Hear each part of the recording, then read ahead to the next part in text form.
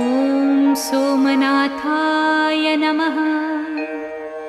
ॐ मल्लिकार्जुनाय नमः। ॐ महाकालेश्वराय नमः।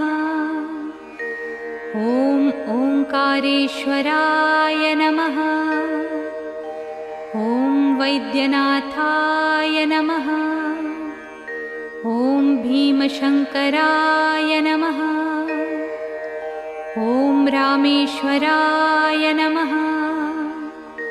ॐ नागेश्वराय नमः। ॐ विश्वेश्वराय नमः। ॐ त्र्यम्बकेश्वराय नमः। ॐ केदारेश्वराय नमः। ॐ भुस्मेश्वराय नमः।